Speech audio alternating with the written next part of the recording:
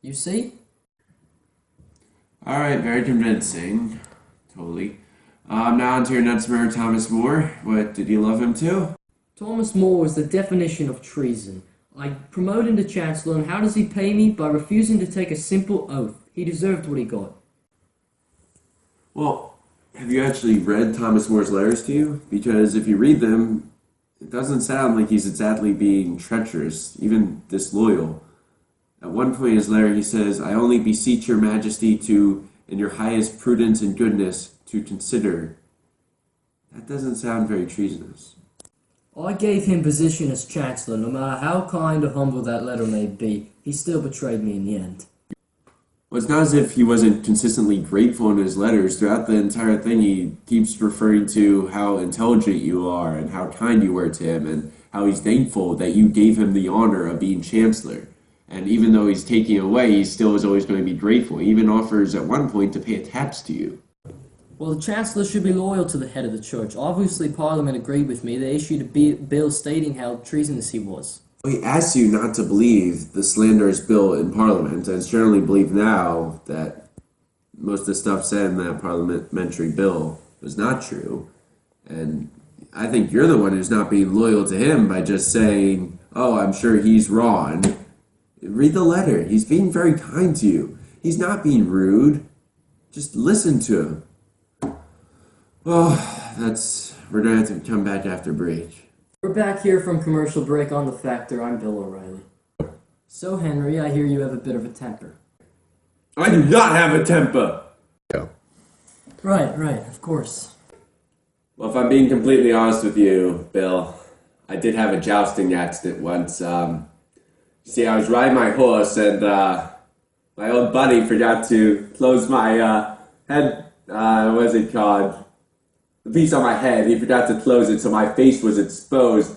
And as we were riding towards each other, the man who I was fighting with, he was a dude. His sword hit me bare in the face. I lied down. I was out unconscious for 2 hours. And I was reading a lot of your contemporary historians, and they think that that's where my temper came from. I went down. I get bad headaches all the time. I'm constantly in pain. And I completely stopped jousting from that. I was quite the athlete. I don't know. I was doing some research on myself, and according to all the articles, I'm this fat pig who just eats off of other people. But no, I was a great athlete in my day until that jousting accident. So that's interesting. So was it your fault you got in the accident? Well, to be honest with you, it was completely my fault. A lot of people like to blame the Duke. He hit me on the head with my bare face exposed, and a lot of people like to blame my suitor, but in reality, I was the one who ran out there.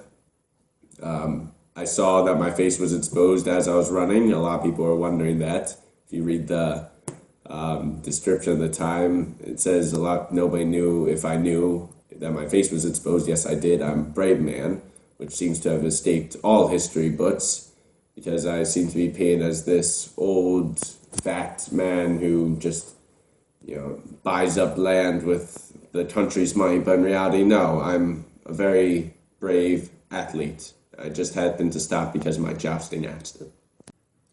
Okay, fair enough, but what does this all mean? What are you trying to tell me?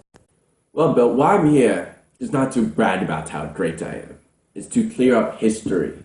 I am not this misogynistic jerk that I am made out to be who sits on his lazy butt and orders people around. I was a great king. You keep attacking me personally, but have you actually considered how brave a king I was? England was never invaded or conquered while I was on the throne. That's a huge deal. That doesn't normally happen in Europe, especially during my time.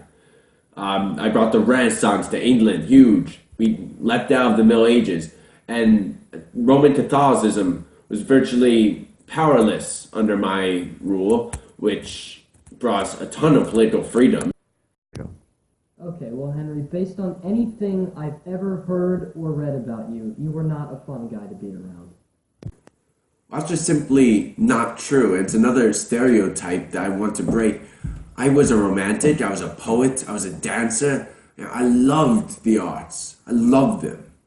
And you sit here and just barrage my personal life. That has nothing to do with the way I ruled England. Well, it looks like we're out of time, Henry, but it was a pleasure having you on the show.